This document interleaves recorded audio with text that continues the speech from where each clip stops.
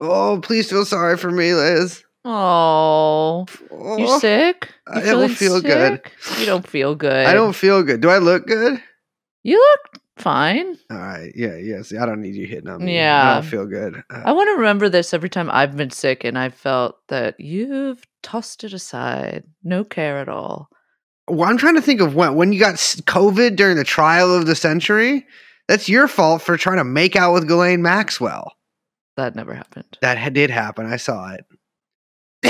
This will be our final episode of the show and of my life. This is going to be the worst episode in TrueAnon history. No, it's not. Yes, it is. I can't even read the notes. I'm here. I'm going to steer the ship. I'm the Sully Sullenberg of TrueAnon. Sully, I hate Sully. That's here. Check this out. That was fake. What, Sully? Yeah, it didn't happen. In my head, it just is Tom Cruise or Tom Hanks. Tom Hanks is. That's the only version of when it happened. Is the movie? It didn't in my head. What kind? I don't even remember it happening. What kind of movie could you even make out of that? You know what? He landed a plane. That's what I'm saying. So this is what. So the Sully movie. Which, what was it? Was it called like Birds on the Plane or what? Or I think it was called Captain Sullivan. Okay, whatever. Yeah. So Birds on the Plane? Well, didn't that happen? I don't know. Did the birds get in the plane? That does. They didn't get in the plane. They usually, I think they fly into the engine. And that's like why he had to crash land it? Because a fucking bird. He did. I'm telling you here, he did not crash land that plane. No, but what I'm saying is, is that the first? Like, I feel like that is when this horrible trend of like news direct to movie and TV show kind of like started to really get rolling. Well, Tom Hanks is the king of that. Dude, that was, and the movie came out like right away. That's why everyone only remembers the stupid fucking movie, you know, than it the actually real happening. Fake incident. It didn't actually happen. No one watched it. No one watched it. Yeah, well, the whole thing's a fiction, so of course. Yeah. But Tom Hanks also played Captain Phillips, another thing that didn't actually. You're telling me pirates are real. You're telling me the guys who I'm on the Black Pearl, that those guys are not only real, but now they're African, and they have Captain Sully Sullenberger as a hostage. You're sucking my dick. That's insane. My name is Braze. That's when he had the volleyball, right? No, that's okay. My man loves a wreck. Yeah, he does. A natural wreck. Yeah, it sounds like some. If there's like, you know, a ship, a plane, a fucking space shuttle, a rocket is crashing, anything crashing, Tom Hanks is on it. Yeah, you got to put him on it. I don't like the guy. Jeffrey Epstein. Jeffrey Epstein. Jeffrey Epstein.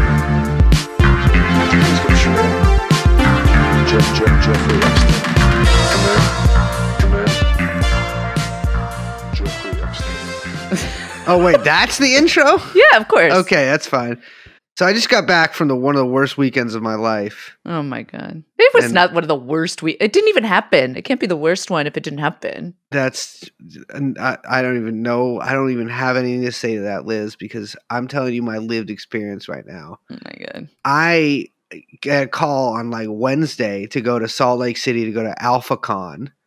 Yeah, I still don't totally know what this is, but it appears to be a seminar of people who give seminars. Like they're all guys who kind of just give each other real estate advice without ever buying. I'm assuming, not knowing anything, that it is like guys who have inspirational Instagram accounts about rise and grind, but are also like real estate mega agents, but also think that you should buy their like audiobooks so that you can learn how to get up in the morning and go paleo. Well, it's kind of like that, except dumber. Like I realize that I've known this for a while, but there's a whole economy of people who obviously, like anybody who's like my, an advice giving type of person is they're making all their money in giving that advice. Like these people don't have actual secret $1 million businesses. They're just selling you courses. And there's like a whole ecosystem of these guys. And they have conferences like AlphaCon. If you look up the main character of AlphaCon, the guy who set it up, a guy named the Bull, these guys love wearing really tight pants, but also Chelsea boots. But the pants don't cover like the Chelsea boot. They kind of like they stop about an inch up from like the where the top of the shoe. So it looks like they're but like a chino, like a very tight chino. Yeah, very tight chino. And so it just kind of looks like they're dressed like a woman. What's that like mail order suit company that has retail stores now? They kind of like have that kind of Euro tight sleeves styled Suit Supply. That's what I'm thinking of. Well, here's the thing. Here's the what classic Suit Supply look. Here's what I noticed about these guys who make a lot of money talking about real estate is that you have to both get, let's say, a slightly to 3/4 overweight and then get the tightest suit possible. Like you have to get like size 20 pants on a size 43 waist or something. Like you can't do anything except for that. It's not just the pants though. It's also the jacket. It's the jacket. And the shirt. My God. Exactly. The shirt is like about to pop. The shirts are insane. It's crazy. I looked at these guys. Sateen. I looked at these guys' Instagrams for so long that I started getting ads for tight, like specifically tight top shirts. Yeah. They fly us out there and, it's at this fucking hotel in Salt Lake City that has a harp player in the goddamn lobby. That sounds nice. Yeah, I know, but this lady's just out there playing harp like a slave on a yacht. Well, she's probably a harp player. 8 hours a day. Well, she's probably paid. These rooms are $600 a night. We're out there. We get there Thursday. It starts Friday. We go to the Mexican cowboy store to get some accoutrements. And while we're there, they fucking call us and they're like, oh, you guys actually can't come to the conference anymore. The conference that they flew us out to, they put us up for. And I'm like, so we're just in Salt Lake City now. The guy doesn't budge and bans us from going. He's like, have a good time in Salt Lake City. Now, what did he see that made him switcheroo? Well, I'll be real. If flip-flopper. I mean, swift-boated. I went out there with Channel 5 and I got to be real. I can't really fathom inviting them or allowing them or me to go to your conference. People do that for some reason. Yeah, see, I understand giving them access, just like you're like, okay, fine, press access, okay. But like flying out, inviting, and like being like, please come. Yeah. We would love the coverage. It's like, have you looked at the coverage? I'm not sure. Like, not all press is good press. Although it truthfully would be, because so many people watch those videos that some asshole would be like, I think I should buy a condominium in downtown Salt Lake from this this man in the tightest suit. He looks like he's dressed in his baby son's Sunday suit. Anyways. I wonder if they perhaps got it like mixed up with another Channel 5, like a local news channel. It does make it. Oh yeah, it's just like the Salt Lake City Channel 5 news. Everyone watches Channel 5. Well, that's the thing is, I think that these guys all do YouTube videos, and I looked at the main guy's YouTube channel. He gets about 50 views a video. He has hundreds of thousands of Instagram followers. Obviously, all of them bought because you can tell because there's no comments or any interaction. Oh yeah, I love that. And I think he was just like, I don't know what. I mean, I don't think it had that great a turnout, so I think that they probably pulled it because they didn't want people to see that. But also, Tommy Lahren, who I want to really get to know. Very about in her vagina. And she got scheduled to speak, and I think that her people were probably like, why did you invite people who are going to make us look like how we look? And I think they probably took this a good point. So I spent 24 hours in Salt Lake City. It was well, hello everyone. I have COVID. My name is Liz. My name is Brace. This is my final message. We are, of course, as always, joined by very healthy producer, Young Chomsky, and you are listening to TrueAnon. And that was also the story of Brace's weekend. My bad weekend. Well, you had a bad weekend. Segue this. I'm believing but you. Not I know as you can, bad of a weekend as one man. Yes. Who died. This is, I'm sitting there. I'm sitting there in bed, being not yet symptomatic, but feeling a little shitty, but a little confused maybe. Like, do I feel sick? But I'm probably fine. Maybe I'm just tired. And maybe it's the altitude. I got my little catamites doing the palm frond thing at me. I got like women putting wet washcloths on my head. Is enthralling. And what do I see on my iPad? But You have an Jean-Luc iPad? Brunel has died. No, but that's just like something like a guy who has like child slaves would have. Oh, okay. Jean-Luc Brunel is dead. Jean-Luc Brunel is dead. Let's get the sirens going for this. Yeah, this is crazy. This is actually, I can't do this justice because I'm so sick and thus cannot intone. And it's been a couple days. But Jean-Luc Brunel has committed suicide via hanging, allegedly, in prison. In Paris. In Gay Paris, in the heart of Paris, too, in the La Santé prison. Yeah. The most French thing ever, having the prison in the center of the town. Yeah, they charge really high rent for a cell there, too. It's crazy.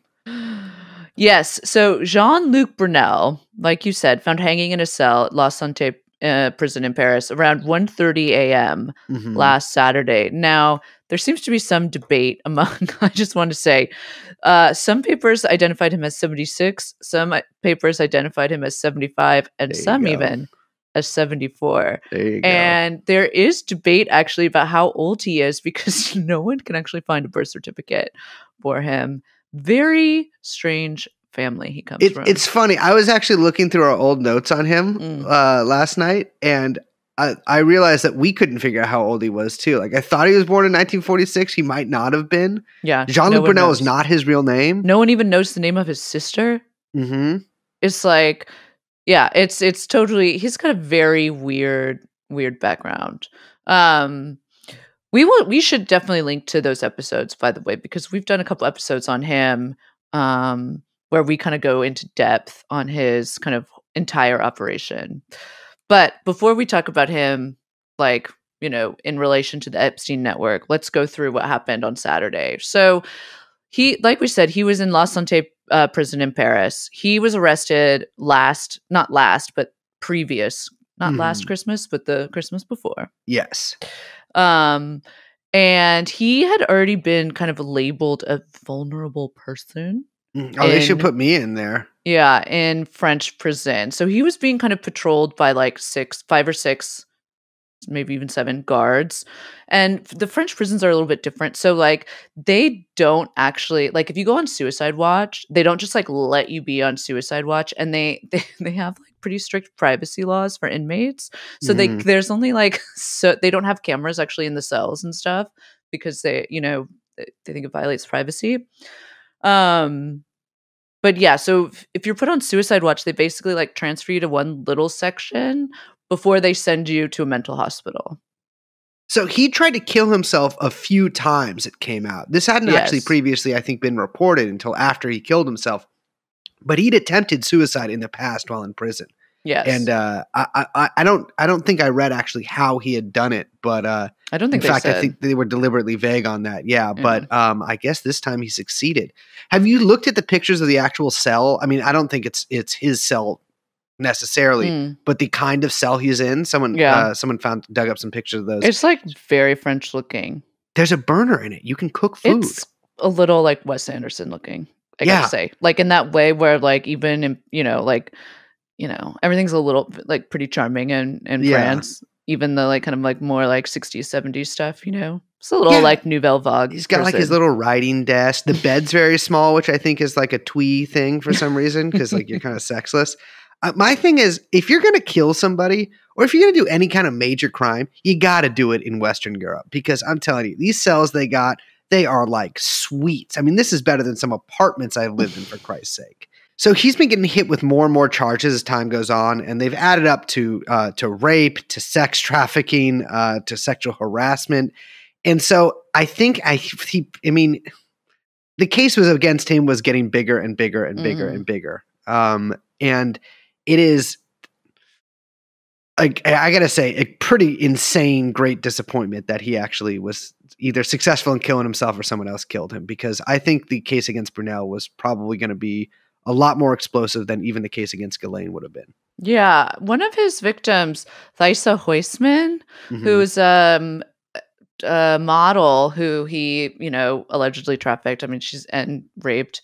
She had this comment to say, which I think was like very poignant. Jean-Luc Brunel, the model agent who raped me and countless other victims, has been found dead in his prison cell. He supposedly hung himself last night.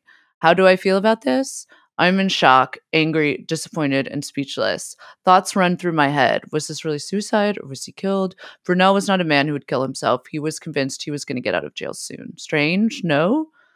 For me personally, it feels disappointing. I have been fighting for years, and I imagined I would feel closure if Brunel would stand trial. This is a completely different ending without any real justice for his victims. Yeah. I mean, it really does feel that way where it's like it before we talk about the actual like suicide itself, what he was kind of running and accused of running with Epstein. I mean, just that this whole kind of side has now been closed without any resolution Yeah. for the girls is, I don't know. Yeah, no, I mean it is. I mean with Brunel especially, his reach was so far, and his actual participation in it was greater than even than Ghislaine's. I mean, he was himself like a rapist of some renown, and to get out of or to have himself taken out of the running for a trial here or for any sort of public accountability after decades and decades and decades and decades of dodging for it, having it covered up by other people he was in business with, including some people who are still pretty prominent today. It's just, I mean, it's just such a massive disappointment. I think too, like looking into the Brunel angle, which I do think the kind of like U.S. journalists have and American journalists have kind of done a poor job of. I mean, most of the reporting is really in Europe, which kind of makes sense. But also, like when you look into this side, this aspect of the Epstein story, the kind of, I would say, vastness or the size and scope of the like network and the operation that these guys were running kind of comes into focus in a different way than you're reading the salacious, exciting names of American politicians and scientists and whatever in the press of going, private jets and whatever. Like, because what Brunel and Epstein were running was was like a trafficking operation disguised as a normal business that had connections in the US State Department, and they were running it for years. Yeah, I mean, with Brunel, so I mean, you got to think about how Epstein got a lot of the girls that he got, right? I mean, a lot has been made about Ghislaine Maxwell basically being his procurer for quite a long time, going out to high schools, shopping malls, etc., to get girls. But there was another aspect of this, which is a lot of the foreign girls that were around, and whose stories really have been a lot more elusive. In fact, almost entirely elusive, outside of a few prominent names like Nadia Marcinkova. There's testimony from some of Epstein's American victims about seeing sometimes like a dozen girls from Eastern Europe on his island, young girls. Virginia Giuffre has a story about how she was, had forced to participate in this arrangement with 7 Russian girls that Brunel had got. Those girls, we have not heard from them at all. I suspect a lot of them were probably brought over here on quote modeling contracts. But the truth of it is, if you look at Brunel's whole career, the man was a pimp for decades, right? And the man was a human trafficker for decades. And so we're seeing actually this like major foreign component of Epstein's operation. And this is a major, major, major part. I mean, Ghislaine Maxwell, yes, she is a huge part of this in a lot of ways, from, any intelligence angle, but also to any trafficking angle. But Brunel himself is such a crucial part, in fact, probably more crucial in terms of trafficking.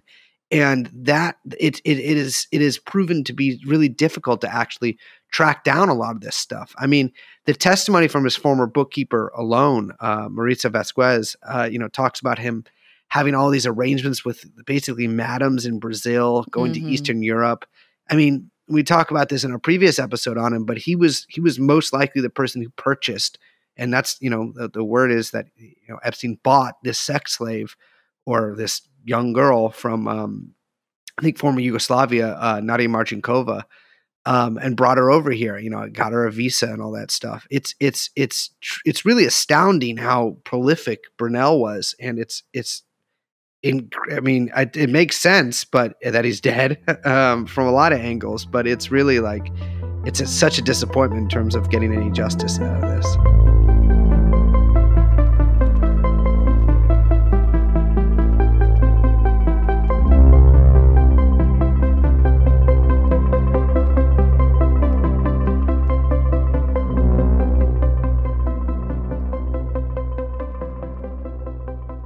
So, in case you haven't listened to our previous episodes about that, first of all, what the hell's wrong with you? Go back and listen to that. But two, I do want to say that so Epstein and Brunel were in business together. They had I'm using air quotes here, but you can't see, air quote, modeling agency called MC2. But really, it was just a human trafficking operation for basically Epstein and Brunel's purposes. But they were in business together. Jean-Luc Brunel was a model scout. He had an agency prior to that called Karen Models, which was pretty big. And Karen basically ended up getting kind of folded into MC2 at some point in the, I don't know, late 90s, early 2000s when these two fucking goons got together. But Brunel, like we said, Ghislaine introduced Brunel to Epstein, which is an interesting detail. And the three of them were kind of BFFs. A couple years back, some photos came out of the three of them just looking like, I don't know, like they're having like the time of their lives at Epstein's Palm Beach house. Yeah, that great picture of Brunel and the Israeli army or Israel army hat. Yeah, it's a classico. But also Brunel, we should say too, it's like Brunel has mad connections to Trump and all of that through the modeling world as well. And just a whole, a lot of unsavory, I don't know, scout type males, we'll say, that make up that industry. But so at some point, there was a lawsuit against Epstein that Brunel had been called to give a deposition in, right? Yeah. So, all right. So Brunel and Epstein later had some kind of falling out. On one hand, MC2 was functioning barely, it seems like, as a legit modeling agency for some of its clients, although it was serving basically as a front for Brunel to go to foreign countries and talk to and procure the services of very young girls. But after Epstein was arrested for having sex with a child, Brunel decided that was pretty bad press in terms of actually getting young girls to sign up for his modeling agency. So he sues Epstein for loss of business. And there's a really funny part of this because, Brunel was set to testify or give deposition in a case against Epstein. And he goes into detail. It says, second, plaintiff Brunel was also told by Epstein to leave the Palm Beach area in anticipation of a deposition of plaintiff Brunel in a criminal case against Epstein. On the direct advice of Epstein, plaintiff Brunel went to Europe and Asia for a period of time. This was done for the sole purpose of delaying plaintiff Brunel's deposition. As a direct result of plaintiff Brunel's travels, his deposition was delayed twice. When it was finally scheduled for November 2009, plaintiff Brunel was in fact available. However, a medical emergency in the family of his attorney, further delayed his deposition. It was never rescheduled and he was never deposed. This is a blatant example of obstruction of justice in the criminal case. Epstein was solely responsible for telling plaintiff Brunel to leave the area. Plaintiff Brunel lost a huge opportunity to clear his name and that of his agency, plaintiff MC2. So what Brunel is saying here is, I cannot believe this son of a bitch Epstein told me to leave the country so I couldn't give a deposition in a criminal case against him. And that I did that. Yeah, man, that's come on, that's your fault. It's your fault. You're literally saying I took his advice and then I went out of the country so I didn't get deposed, and now I'm pissed I wasn't deposed. It's pretty incredible. There's all these letters from I think like Nordstrom's and stuff in support of Brunel's getting a visa here in the first place, and then there's a series of emails from former clients of his saying that they can no longer work with him because his name is associated with human trafficking. And there's a lot of like smiley faces and like, oh, I hope you're doing well, Jean-Luc. Unfortunately, there's been some press about your company and pedophilia. And so unfortunately, the mothers of some of our models don't feel comfortable working with you anymore. I mean, the thing is about Brunel is that he'd been known to be, he was in this world, again, like you should really listen to our previous couple episodes. For like 30 years. Yeah. It's like This guy, there's like not been a day that's gone by where this guy hasn't had a rape accusation against him. And also accusations of him pimping girls out to wealthy clients that he was friends with. Well, Virginia Jeffrey, I mean, she accused Brunel of that very same thing. She just settled a civil lawsuit with Prince Andrew, which we're going to talk about in a second. But she wrote in a court affidavit in 2015 that Jeffrey Epstein told me he had slept with over 1,000 of Brunel's girls. The men loved orgies with kids. That is, having sexual interactions with many young teenagers at the same time. Sometimes as many as 10 underage girls would participate in a single orgy with them. I personally observed dozens of these orgies. She also said that that Brunel was there during a bunch of so-called photo shoots on Epstein's Island with Brunel. Yes. And, they'd have a ton of models, and that Ghislaine would often be there, the one taking the photos. Yeah, that makes sense. She was into photography. Yeah. And, so it was like, Brunel was, when Epstein got arrested, Brunel went underground pretty quickly. I think the last time he was seen in public was at the Paris Country Club. I think the same month Epstein was arrested in July 2019. I wonder if Epstein, because Epstein was coming from Paris when he got arrested. Yeah. I wonder if they were, Yeah, it's interesting. It's hard to get a real handle on like what his relationships were like with people sort of post arrest in Florida. Just because there's less documentation. We have all these documents basically from before 2007. Then afterwards, I mean, I think in large part because he killed himself, we don't really have a lot of insight into that. Yeah. But yeah, I mean, the thing is, there's with Brunel's suicide, like, yeah, it's not unsurprising. Maybe a guy who is facing, I mean, probably the rest of his life in prison. I mean, definitely 75 years old. Definitely the rest of his life in prison. Or perhaps 74. True. So maybe the rest of his life in prison. Okay, like maybe he would kill himself. But there's also probably a lot of people out there, including a lot of people who we may not even know the names of, that would want this guy out of the picture, right? He has a lot less to lose than someone like Ghislaine Maxwell.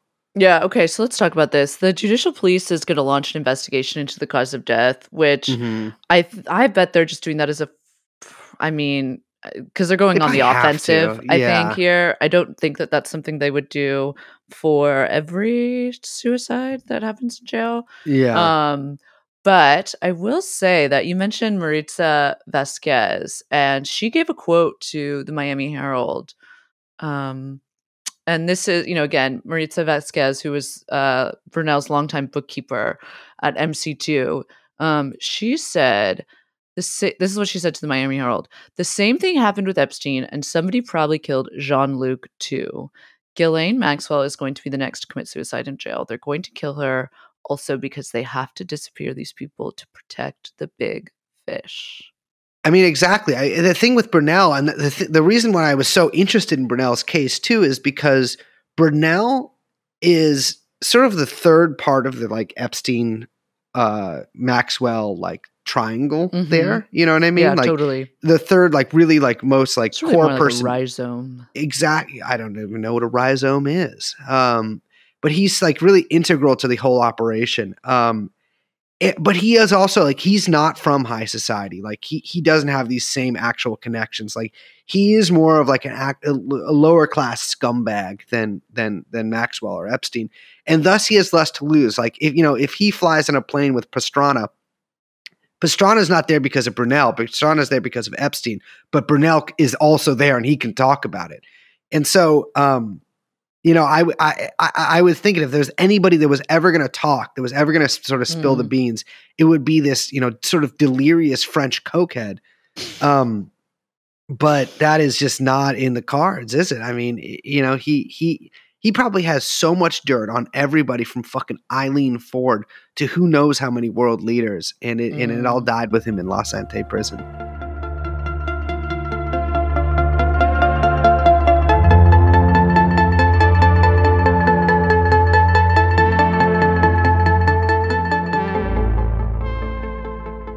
Do you think he killed himself? I don't. You don't think he did? No. I think, I mean, It's a guess, obviously. I mean, I'm working on the same information as everybody else. No, this is welcome to the speculation zone.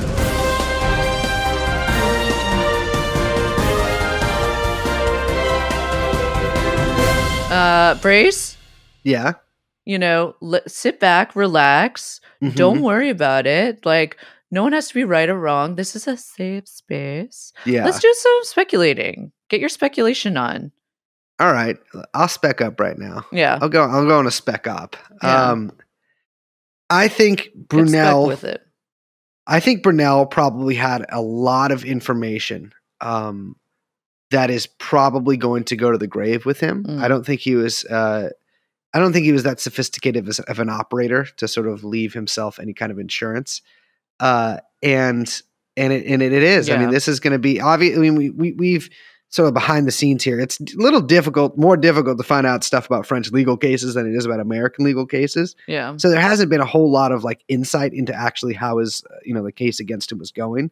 But it's over now, like this is a loose end. This is firmly tied up. And if he did kill himself, well, same kind of thing. He might not want that stuff getting out there either. At the end of the day, all the information that we know that he did have, that's not speculation, that he did have this information. That information is now gone. That loose end is tied up. It's like how when you would cut your shoelaces, you burn it with a fucking lighter to get the totally nubs down. It's been burned. Yeah, fully. What about you? My gut check, my gut says that he did kill himself.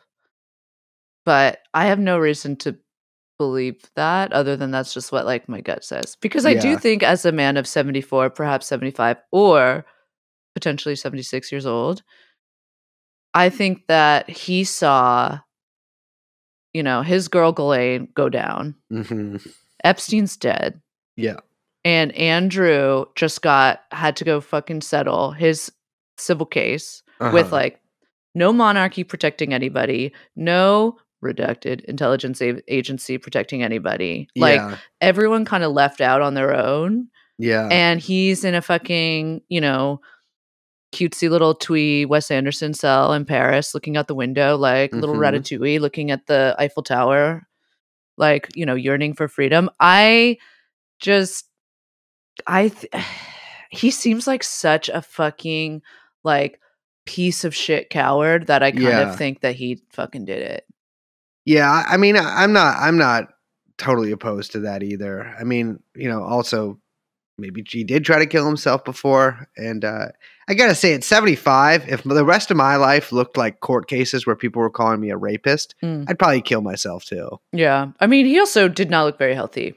Who knows how much longer he had to live. Here's the thing about But the cocaine. French are kind of all that smoking sort of embalms them from the inside. Well, the thing about cocaine too, baby, is because one thing we know about cocaine, or one thing we know about Brunel, excuse me, but the two are hard to separate, is the man loved his little Peruvian marching powder.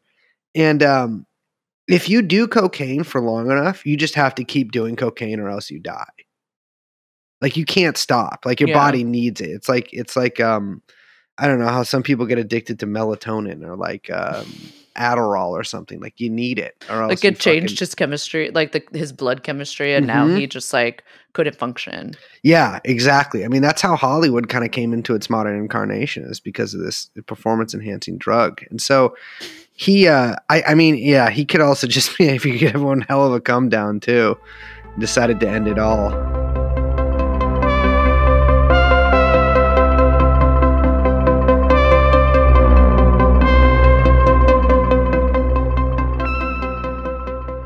But I'll tell you one thing. If that loose end is wrapped up, there's another one that's also wrapped up. The worst segue I've ever done in my entire life.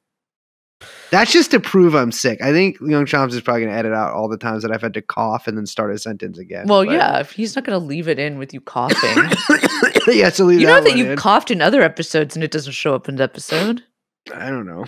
I cough while I'm listening to them, so I can't tell what's real and what's in my damn headphones. Wow, let me ask you this about headphones. How do people get AirPods to stay in? They fall out all the time. That's just what I assumed? Is that true? No, I mean, they do stay in, but mine, like, I don't know. I think I have like kind of small ears Yeah. and they don't like stay in there. They're I they're can like never. not comfortable. Yeah. Take your headphone off real quick. Let me see your ear. Let's do an ear check. Nah, this looks totally normal to me. I don't know Really? what the hell women are talking about. Anything. Yeah, of course. Yeah. What do you think? That's yeah. I don't Yeah, know. it I just think looks it's like like okay. Well, then I don't know what my problem is. But women they are don't. always saying shit like, "I have small ears." Like, what? Bitch, what are you talking about? Small ears? No disrespect, but wouldn't that mean that they could stay in easier? No, because it's like they're too small, so the things pop out. Oh, gotcha. That still doesn't make sense to me, but I believe in your lived Not like experience. they fall out, but like they kind of like they Oh, can't get the in pressure there, right? gets too tight, and so it builds up and shoots them out like a Mentos I in a don't Coke like bottle. them, but I use them sometimes when I'm cleaning the house. I just saw a thing that was saying that wired headphones are retro now, and I'm like, yeah, they are. they come with the phone. No, they don't. Anyways, when's yeah, the they last time do. you got a phone? Like 4 years ago, I think they came with it. I don't know what else would I have gotten them. Oh my god! So They don't even all have a right. jack for the headphones now. Oh, mine does. Prince Andrew is dead. No, he's not. Okay, But- I'm mixing up the news here. Yeah. So, like we said, Virginia Giuffre, she settled her civil case with Prince Andrew after he was pretty much very clearly left out to dry Yes. by everyone that could Yeah. possibly, wash their hands of him. One of his ex-girlfriends, I can't remember her name, but she has his back and is like posting shit about the fucking that little the Virginia trollop, you the know. Giuffre video, or excuse me, picture being fake and stuff. But no one important has his Yeah, his no back. one's. Yeah. So they settled out of court for as at the time when the news broke, undisclosed sum. Later becomes disclosed. It came out. It was about 12 million pounds. All right, let's be clear. It got disclosed like an hour after. Yeah, the news basically. broke. But I'm just saying that when they settled it, they were like, no one can know. Yeah.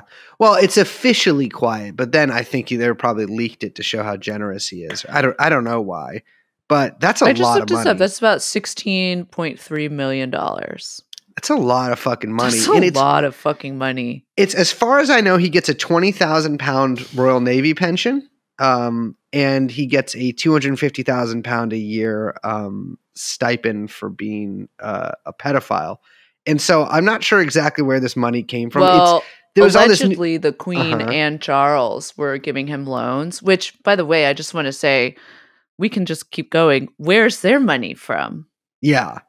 The Wow. fucking British people. That's where the money's from. All of it's from. But that's Yeah. also, that's where their right to rule. Well, no, their right to rule comes from God, actually, I guess.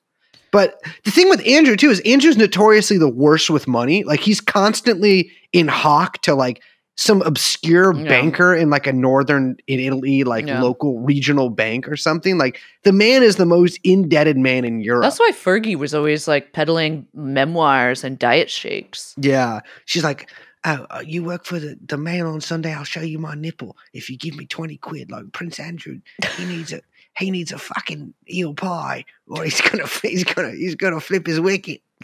That's what she's always saying. Yeah. But yeah, he has basically, I mean, I read it. You read a statement, right? Yeah. He doesn't admit to anything, but he admires her bravery in coming forward. Yeah.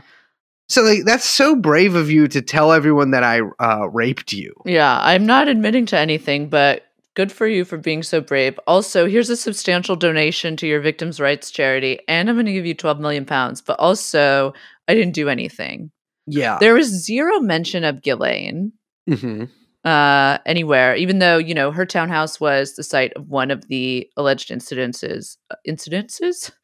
Let's go with it, yeah. And, Andrew, of course, consistently denied all the accusations all the time. Everyone remembers the famous BBC interview where he's sweating like a pig and then says that he can't sweat. Yeah. Like you said, the photograph, he always maintained that the photograph was a forgery. Mm-hmm. And with his statement and with the settlement, that basically ends also any kind of further questions about all of this, right? Yeah, well, there was a lot of, like, there's been a couple mass confusion events around the news this week. One is that the cameras in Brunel's cell weren't working when in fact they just did not exist in the first place. Oh, That yeah. was something that I had a lot of people kind of like DM me to be I like, think the "Did you Daily see Mail this?" reported that with like no basis. Yeah, they had to correct it like 10 minutes later, but it was too Damage late. done. Fake news. Fake out. There we go. I was wondering how you'd finish that one. Well, That let's add a was little good, music though. there, and You did a nice then little it'll twirl sound good. thing, And too. I did a really cool synchronized. Well, because I was a synchronized swimmer, so I can do that. Yeah, of course. And the other little bit of misconception that's been floating around, like, when you leave a glass of water out for like 7 days at the top of a shelf in a closet, then you go back in there and you drink it. That is such a classic guy thing. So thirsty. Another thing that's been floating around, like that little stuff that you swallow up. Put the water away. Has been, in in my gullet. It's still good. Just rinse it out. Okay. Yes, with my mouth like a whale. So, is that Prince Andrew was going to face a criminal court, that the case against him was going to be played out like he was going to have kind of... People thought that? A lot of people still think that this was not a civil case, that this is a criminal case. No, this was a civil case. There was never any chance that Prince Andrew was going to do any jail time or anything like that.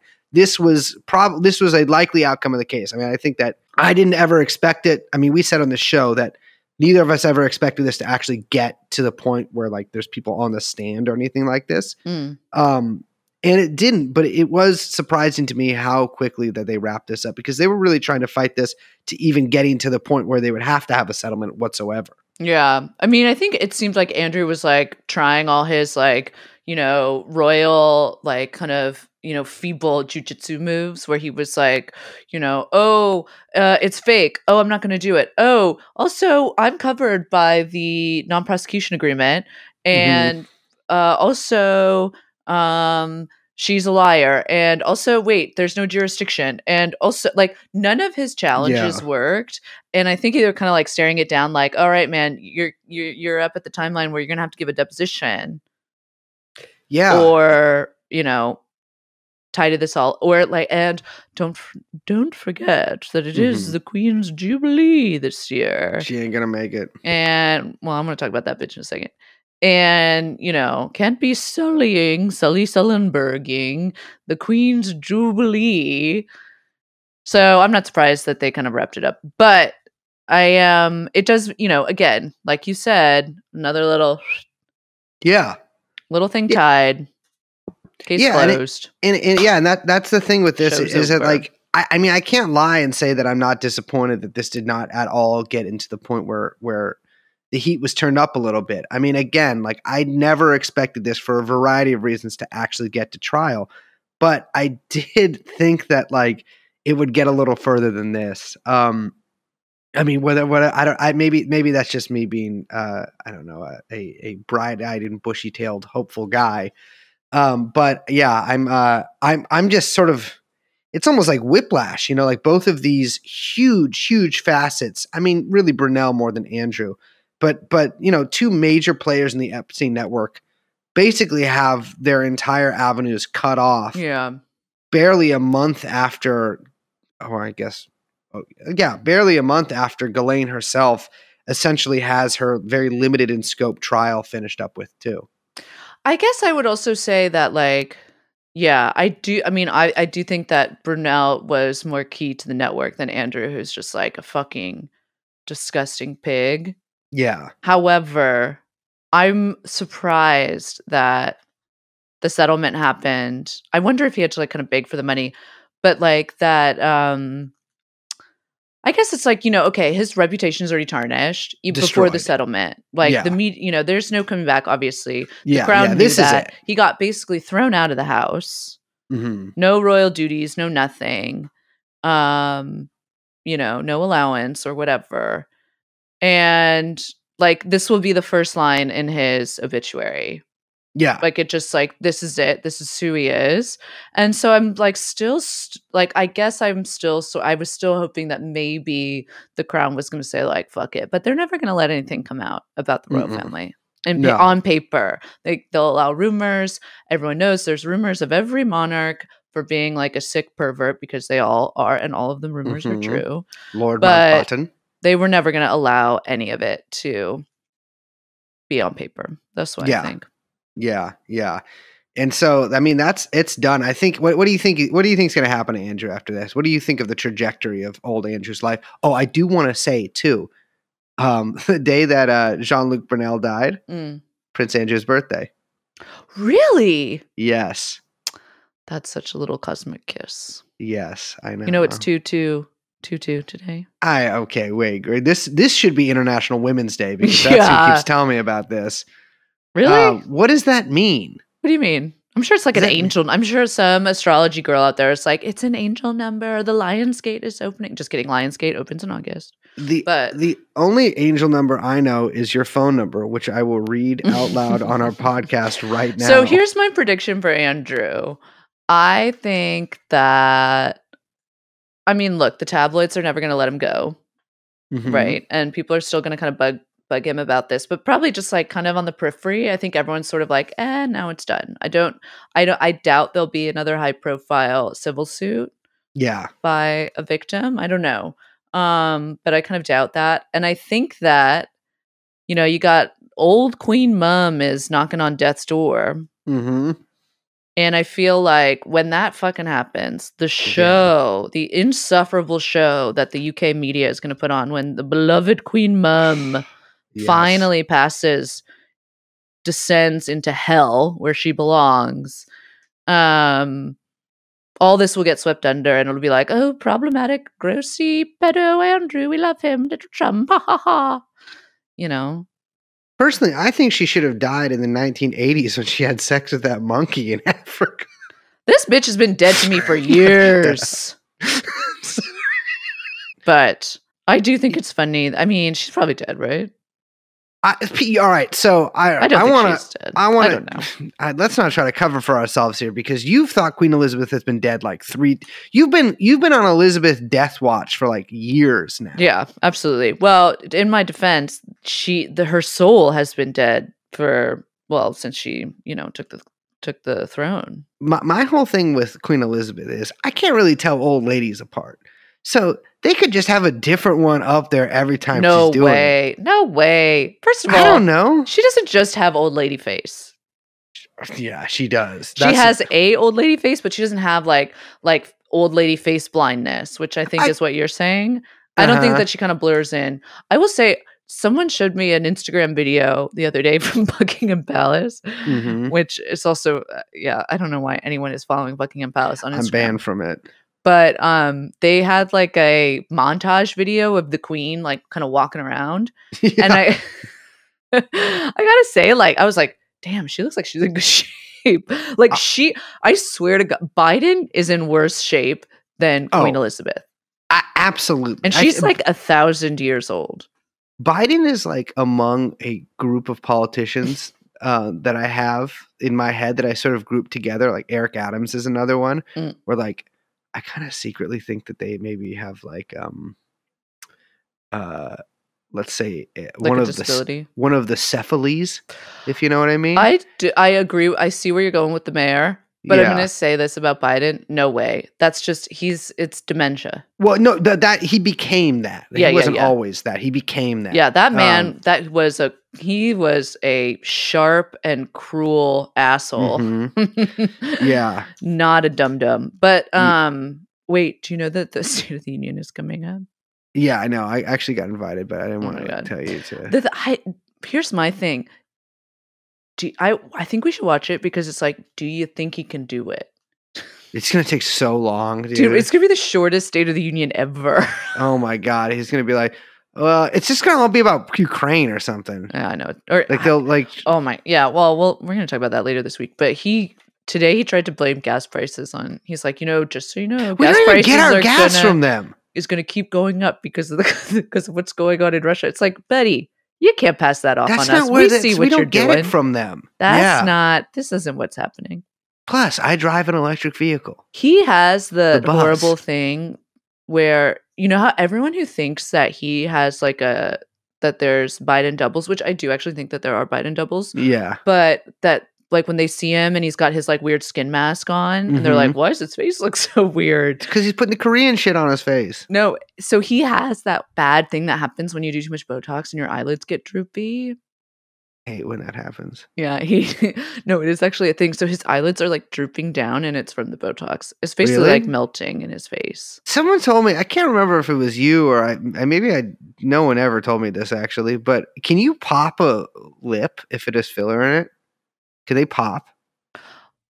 Like if you overfill a lip? Or like if someone socks you in it or something. Like, can your Could if it you like pop? fill a lip? I don't think it pop is what would happen, but like no, I think that what would happen is the filler would move somewhere because it's not like silicone, right? Because we're kind of equating it to like a breast implant situation. Oh, absolutely. But it's not an implant, and so hyaluronic acid is absorbed into your body. So when people get fillers, like you can, if they get too much, people will get them dissolved or whatever. But over time, like if you don't like upkeep it, it'll just like dissolve. Your body just metabolizes. Your lips get smaller.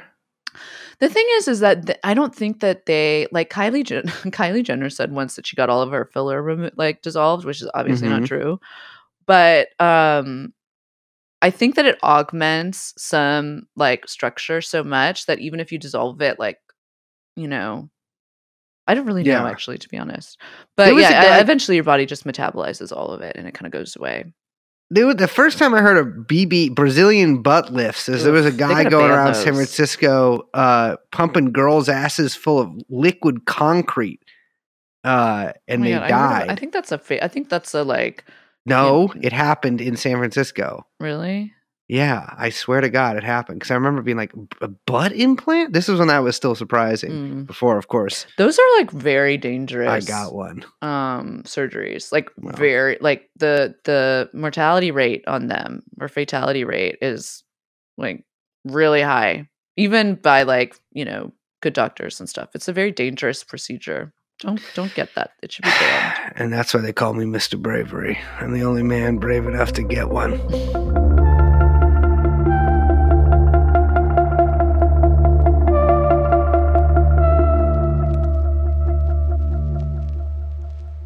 Well, let's wrap this up because we're just talking about BBLs. Okay. Wait, you know, what? I didn't get to say this little thing that I wanted to say. What? Which is that it was reported today that by the UK tabloids that Andrew was being, quote, tormented or teased by the palace staff with and this is so quintessentially British, a little limerick, a little rhyme, a little nursery rhyme. And I'm going to say it to you right now. The grand old Duke of York, he had 12 million quid. He gave it to someone he'd never met for something he never did. Wow. Dude, if my footman, I know, it's a little clever. I like Young Chomsky's reaction there. It's a little clever, clever lyrics. If my footman hit me with that doggerel, I would have his ass. I would be marching his ass up to the Tower of London at rapier point in a fucking. My flintlock would be in his mouth, and I'd be spending several minutes loading it and taking it out of his mouth to put like the powder in, and then putting it back in his mouth and firing it and having it explode in my hand. No one would ever treat me like that if I was a pedophile and also the prince. I also got to say, like, if someone starts saying that to you, just walk away. It's kind of long. Like, just don't let them finish. Just be like, the grand old, no, I'm good. Just walk away. And then, you know, you deny them the pleasure of finishing the rhyme.